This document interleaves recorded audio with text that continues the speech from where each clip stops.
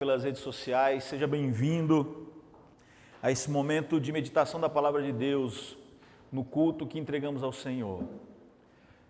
A gente caminhou durante o último mês dentro dessa série de mensagens, onde está o seu coração, entendendo que Deus nos ensinava, nos guiava, nos direcionava para compreender aquilo que muitas vezes não é tão perceptível, ou mesmo que seja perceptível, a gente não tem coragem de admitir, que é a coragem de admitir que existem outras coisas no nosso coração, existem sonhos, desejos, vontades, pecados que tomam o lugar de Deus em nosso coração e que a gente precisa extirpá-los de uma vez por todas, arrancá-los do nosso coração, a fim de que ali habite somente o Senhor das nossas vidas. Hoje a gente chega na etapa final, na última meditação, e o tema é esse: entregando o meu coração a Jesus. Quando meditava sobre o assunto, sobre aquilo que poderia trazer aos nossos irmãos, entendendo o que Deus esperava de nós para essa conversa, o texto de Oséias, lido pelo nosso irmão Marcos e que a gente leu novamente agora, ele é um texto que, de maneira muito especial, traz nesses 3 versos tudo aquilo que a gente já falou aqui, minimizado, resumido. Traz também aquilo que é o foco central da nossa meditação de hoje, que é a entrega ao coração, do nosso coração a Jesus. Traz o conceito de salvação e o conceito definitivo de Salvador nesse texto, Oséias, capítulo 13, do verso 4 ao verso 6. Oséias, se você estiver ainda procurando na sua Bíblia, está logo depois de Daniel, que está logo depois de Jeremias, então é facinho ali, está no final, Ezequiel, está no final dos profetas maiores aí, bem fácil de achar. Por que esse texto para mim ele é marcante quando a gente fala desse assunto? Primeiro porque ele mostra, se você observar, e eu vou olhar ele da frente para trás, eu vou olhar primeiro para o verso 6.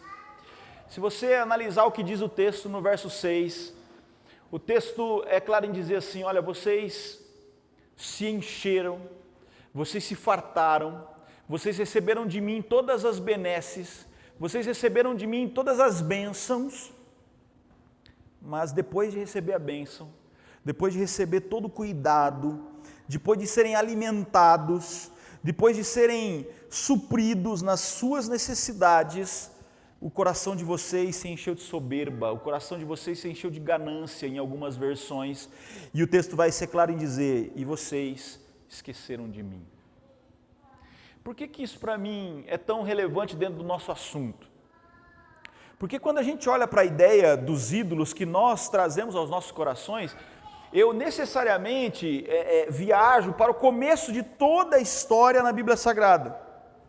Lá quando a gente abre a primeira página, quando a gente olha para o texto de Gênesis, Deus, em seu amor, em sua graça, em seu poder, cria as coisas, estabelece aquilo que Ele deseja para o homem, estabelece o homem e a mulher em um lugar muito especial, entrega isso na mão deles e diz: desfrutem disso, isso é de vocês, eu fiz para vocês. E todo dia eu vou estar aqui com vocês. A cada momento, a cada final de tarde eu descerei para conversar com vocês. Vocês desfrutarão da minha presença constantemente. Nós conversaremos face a face. Eu penso, quando Deus cria Adão, a primeira visão de Adão é do próprio Deus. Ele olha para o seu Criador. Quando nós recordamos, qualquer coisa que nós recordamos, a primeira memória que nós temos quando somos crianças, provavelmente a imagem, o rosto será da nossa mãe, ou será do nosso pai. E aquilo já é importante para nós, já marca a nossa história. O cheiro da mãe, o cheiro do pai, o tato que se sente, a voz que se ouve, isso nos marca. Eu olho para Adão e vejo Adão não conhecendo simplesmente o seu pai, mas o seu Criador. O cheiro, a voz, a visão, o tato. Eva passa pela mesma experiência incrível. A primeira pessoa que ela vê é o seu Criador. É isso que Deus faz por nós. Ele nos faz, Ele nos cuida, Ele nos entrega o jardim, mas ali a história da idolatria, dos ídolos nos corações começa também. É maravilhoso perceber que Deus diz aos dois: não coma daquela árvore, não se alimente daquilo que não é para vocês, porque se você fizer aquilo, a morte será realidade para vocês, coisa que vocês nem imaginam, não entendem, não sabem o que é, ela será realidade para vocês. Se vocês fizerem isso, se vocês escolherem comer daquele fruto, vocês agora perderão a relação que tem comigo, sabe, o dia a dia, o todo dia, o cheiro, o ouvir, o tato, a visão, vocês perderão. Mas no coração de Adão e Eva, o enganador coloca um ídolo, a divindade. E aqui entenda, eu não estou falando que a divindade no coração deles é boa, eles querem o divino, eles querem a presença de Deus, não. O coração, o que é colocado no coração deles, o primeiro ídolo da nossa história é o desejo de ser divino, de ser como Deus, porque a serpente engana Adão e Eva dizendo assim: não, vocês não vão morrer, vocês serão como Ele. Isso enche o coração de Adão e Eva, é o primeiro ídolo. A consequência é real, a consequência é a morte, a consequência é a separação. E isso é realidade em toda a história bíblica. É realidade em Abraão, como já conversamos aqui, que tem os seus ídolos. É realidade em Isaac. É realidade em Jacó, que tem os seus ídolos. É realidade em Lia. É realidade em muitos reis e juízes no Antigo Testamento. É realidade no coração do povo de Israel. A idolatria toma conta do homem. Os seus desejos, as suas vontades, as suas ânsias. Eles recebem de Deus todas as bênçãos. Adão e Eva recebem a bênção.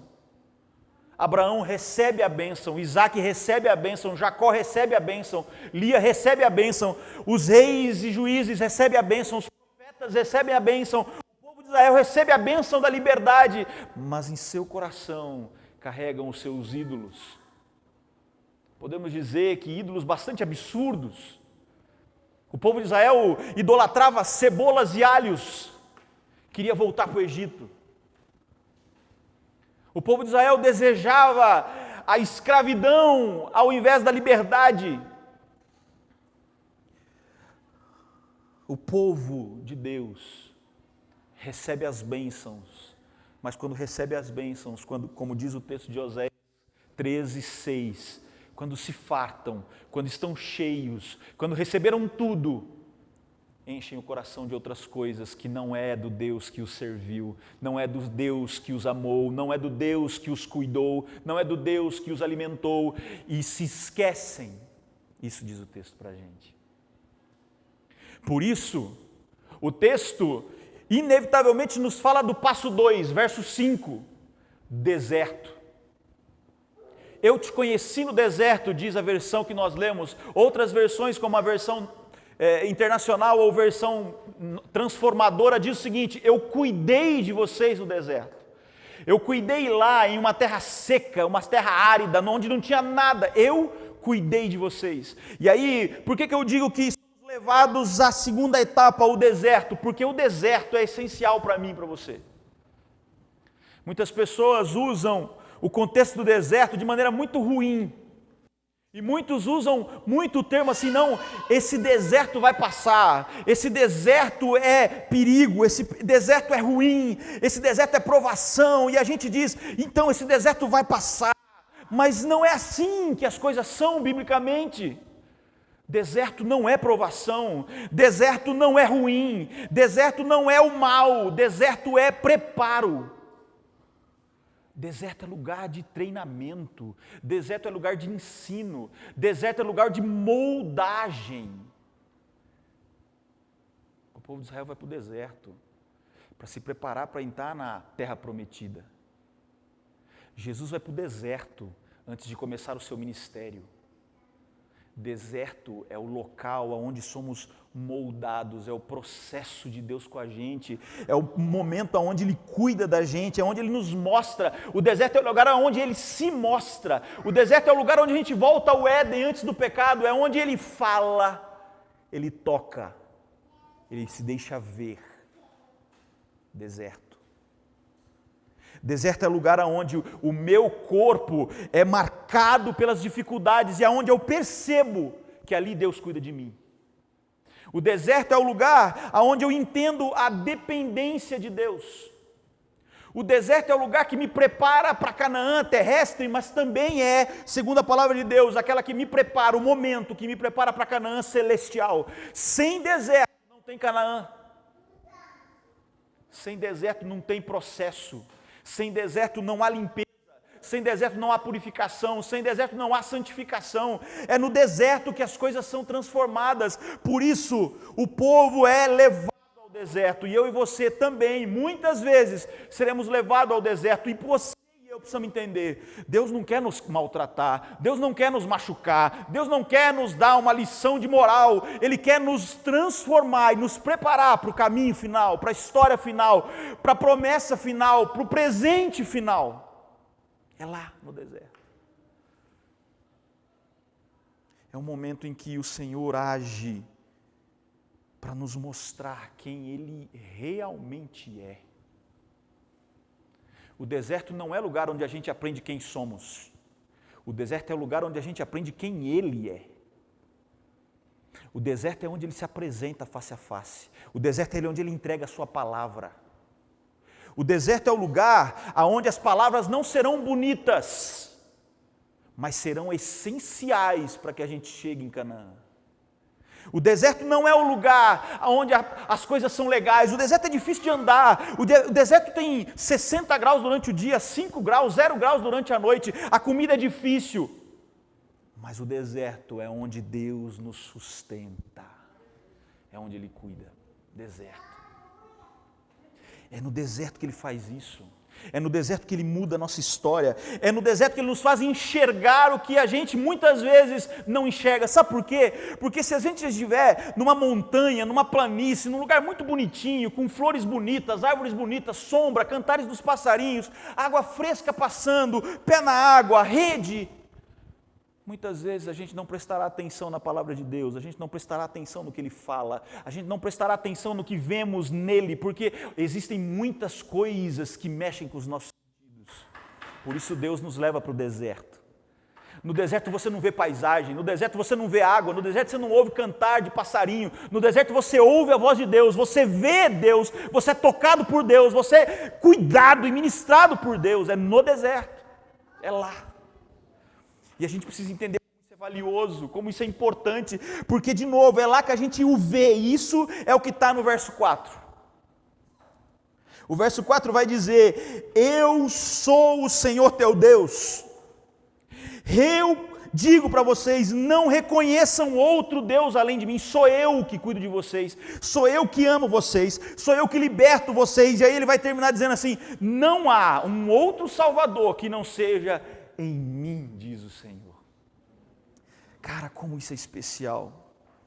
Mas essa percepção, esse conhecimento de quem é Deus e do que Ele faz em nós, só é possível quando estamos no deserto, quando prestamos atenção nele. Então o desejo do meu coração para você hoje aqui, e para mim quando aprendo esse negócio, é que a gente, quando entendemos um momento de parecida provação, um momento onde a gente acha que está difícil demais, cara, não chame isso de deserto, porque deserto é muito mais valioso que isso. Deserto é muito mais valioso que isso. É no deserto que a nossa fé é estabelecida de maneira definitiva. Quando a água está passando nos nossos pés e a gente pode beber, quando a frutinha está bonitinha, a gente pega com a mão, ou a gente espera que ela caia e coma, isso é muita bonança, e bonança não prova fé. É muita beleza, é muita coisa boa, e isso não prova fé. Isso não cria em nós fé.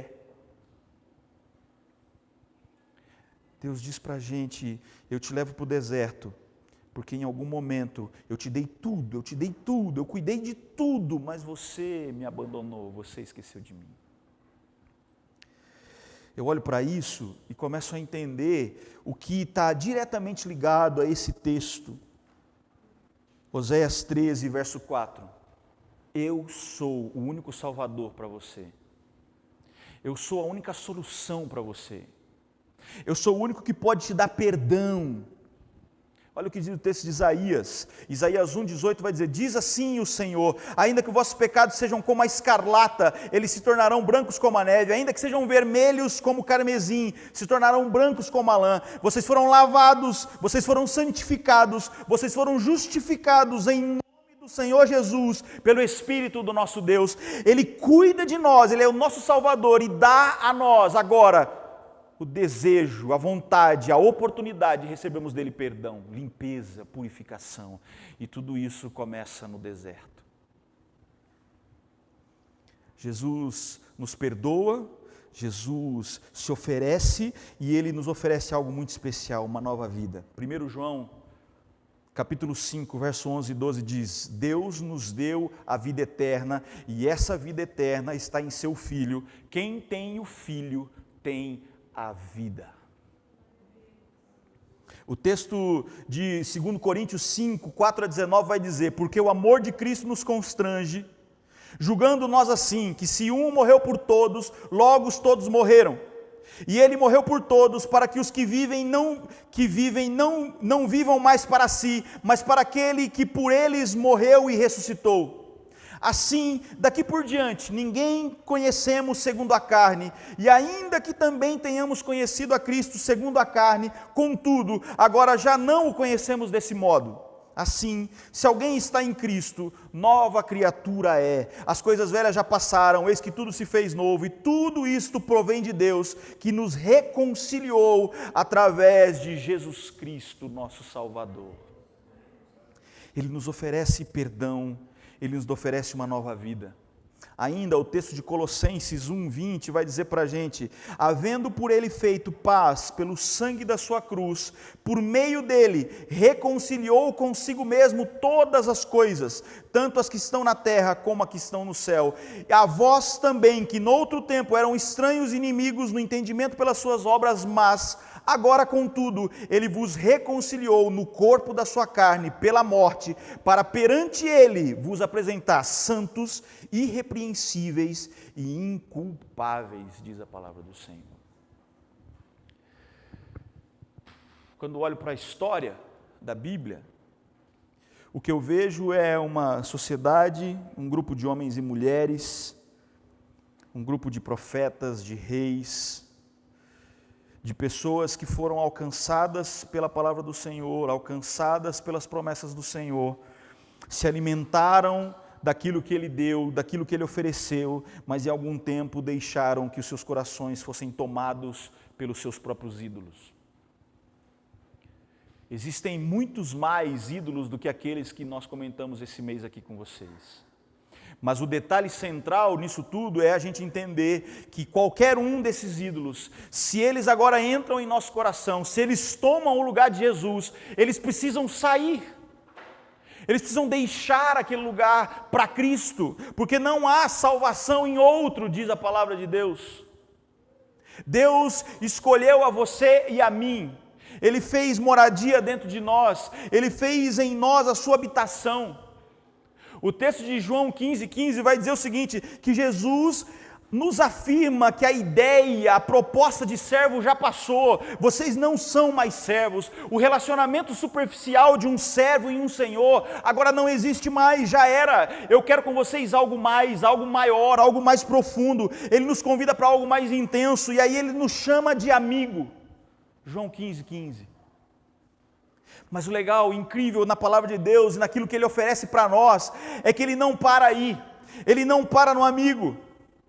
Nós vamos ler lá em João, capítulo 1, verso 12, que todos os que recebem a Cristo têm o direito de serem chamados filhos de Deus. O texto de Gálatas 3:26 vai dizer, porque agora todos nós somos filhos de Deus, por meio da fé em Jesus Cristo. Nós vamos de servos para amigos, de amigos para filhos, e isso é incrível, porque um dia recebemos de Deus todas as coisas, mas escolhemos os nossos ídolos. E tiramos o lugar, o trono que é dele. Mas mesmo assim, o único Salvador continua se oferecendo. Vamos de servos para amigos, como já disse, de amigos para filhos. Ele move o mundo, se for preciso, para que você o entenda, para que você o aceite integralmente em sua vida. Ele abre o mar para que você passe, ele faz com que o sol pare para que você vença, ele derrama fogo do céu para mostrar que ele está certo, ele anda no fogo contigo para mostrar que estará sempre ao seu lado, ele fecha a boca do leão para que os outros vejam que a sua fidelidade vale a pena, ele é aquele que deixa o seu trono no céu por amor a mim e a você, ele é aquele que aceita a humanidade mesmo cheia de outros no seu coração. Jesus é aquele que entra na história da humanidade e que a divide entre antes e depois. Jesus é aquele que é, como diz o texto, o princípio e o fim, a pedra da esquina angular, o único verdadeiro, o último e primeiro, é aquele que paga os preços pelos meus pecados, é aquele que mesmo assim foi traído, foi transpassado, foi crucificado, o rei que se despiu de sua glória para se fazer imortal, para que você e eu entreguemos o nosso coração a Ele, exclusivamente a Ele. Ele é aquele que tem uma glória que o transcende aquilo que é natural. Os seus olhos, a Bíblia vai nos dizer que em seus olhos há fogo, na sua coxa está escrito que Ele é Rei dos reis e Senhor dos senhores. Ele é a raiz de Davi, Ele é santo e tremendo, Ele é justo e fiel, Ele é absoluto, Ele é exaltado, Ele é a perfeita estrela da manhã, Ele é o leão de Judá, Ele é extraordinário, neles não há defeito, Ele é o príncipe da paz, a estrela da manhã, Emanuel, onipotente, onisciente, indescritível e incomparável, mas Ele quer habitar o seu coração e o meu coração. Definitivamente a gente precisa parar de fugir disso. Muitas vezes a gente aceita aquilo que Deus nos propõe, a gente diz para Ele um dia, Senhor, eu te aceito, Senhor, um dia eu digo para você que eu te quero, vive na minha vida, habita minha vida, cuida de mim, fica comigo, seja o centro da minha vida, mas o tempo passa e eu sou farto, o tempo passa e eu sou cuidado, e o tempo passa e eu começo a achar que aquilo que tenho não é mais consequência do amor de Deus, mas é consequência do meu trabalho, da minha capacidade, daquilo que eu posso fazer. E aí a gente se enche de soberba, a gente se enche de ganância, a gente se esquece daquilo que o Senhor faz por mim e por você. Nós vamos cantar de novo o louvor que nós cantamos antes de iniciar essa meditação. O louvor é muito claro em dizer que existe um objetivo no cantor, no autor dessa música. Eu quero me derramar. Preste atenção naquilo que você deseja cantar agora. Porque se a sua boca se abre, para dizer isso, entenda o que você está dizendo. Se a sua boca tiver coragem de se abrir para isso, entenda o que você está fazendo. E joga fora, mano, joga no lixo as coisas que tomam o lugar de Deus no seu coração, joga fora, joga no lixo as coisas que tomam o espaço que é dele no seu coração, para que a gente possa experimentar a plenitude da sua presença. Paulo, quando escreve aos Efésios, ele vai dizer assim: eu me coloco de joelho diante de Deus agora por causa de vocês, para que por causa dele vocês entendam esse amor, vocês vivenciem esse amor, vocês conheçam esse amor e conheçam o comprimento, a altura, a profundidade, a largura do amor de Deus em Cristo Jesus por vocês. Ele fez tudo. Nós já falamos isso aqui. Ele entregou tudo. E às vezes a gente quer dividir o espaço que é dele com um monte de outras coisas. Às vezes coisas que são muito boas, são especiais, são realmente importantes, mas de verdade não podem estar lá. No lugar dele não. Podem estar no seu coração, mas o centro é dele. O ponto central é dele. Além de coisas horríveis, porcarias que a gente enche, entulhos, lixo, que tomam o lugar dele também. Então, se você quiser, se você puder, feche os seus olhos agora, preste atenção na letra desse louvor e se você tiver coragem, cante e se derrame diante dele de maneira verdadeira, em nome de Jesus.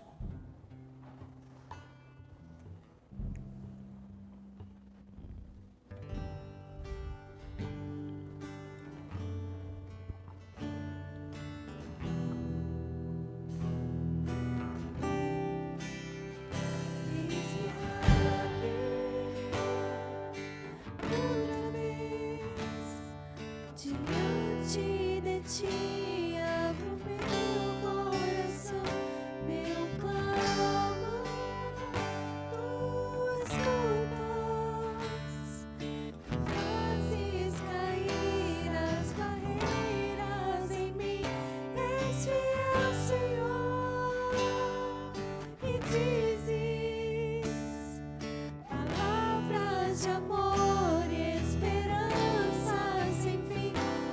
Sente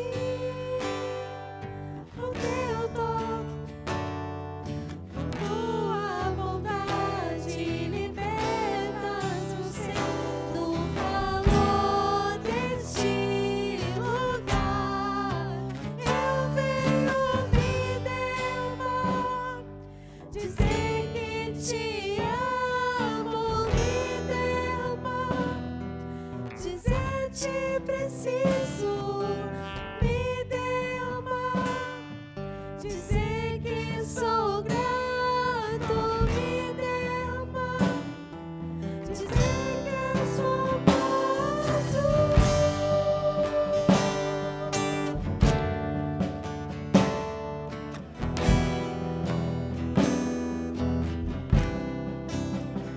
Eis-me aqui outra vez.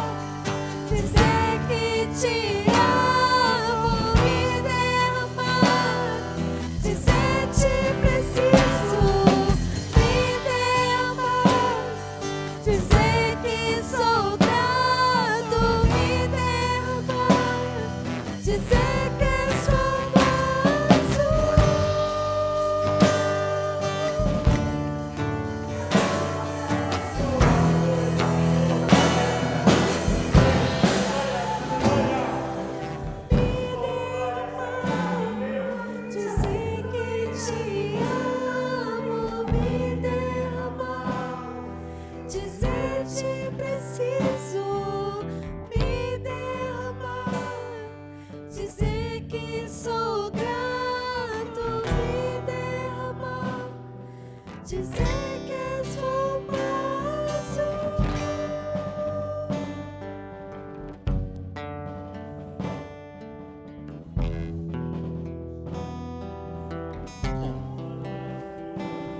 Mas a primeira estrofe desse louvor diz assim: eis-me aqui outra vez. Outra vez. Um dia eu te aceitei, um dia eu usufruí do seu amor, um dia eu me alimentei, um dia eu fui cuidado, mas um dia também o meu coração se encheu de outras coisas. E como diz o louvor, talvez é necessário que outra vez eu esteja aqui. Outra vez eu preciso dizer: Senhor, cuida de mim, Senhor, eu te entrego o meu coração. Se você prestou atenção, o louvor vai continuar dizendo que o Senhor nos toca. E se você lembrar do texto de Isaías, quando o Senhor chama Isaías para o seu ministério, Isaías diz: Senhor, eu sou um homem impuro, eu tenho impuros lábios, eu vivo no meio de uma geração perversa, eu não sou digno da sua presença, eu não sou digno de usar a tua palavra. Mas o texto nos diz que desce um anjo com uma brasa viva, toca em sua boca, e o texto vai dizer: os seus pecados são purificados a partir de agora. Talvez a gente precisa outra vez, talvez a gente precisa outra vez pedir graça, talvez a gente precisa outra vez se derramar, porque um dia foi maravilhoso, um dia foi incrível, mas um dia o meu coração se encheu de ídolos, sejam quais forem os ídolos. Sabe o que é legal?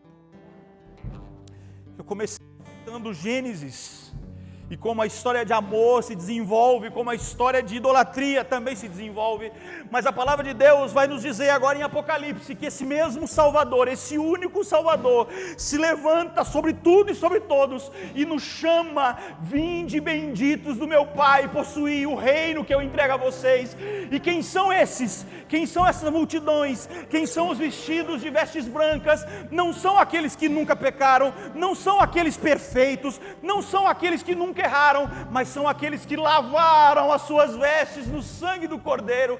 Por isso talvez seja necessário se ajoelhar de novo, seja necessário se derramar de novo, para que sejamos limpos pelo sangue do Cordeiro, para que tenhamos de novo acesso ao Pai, para que no dia da sua volta a gente o ouça, a gente o veja, a gente o toque e a gente o sinta.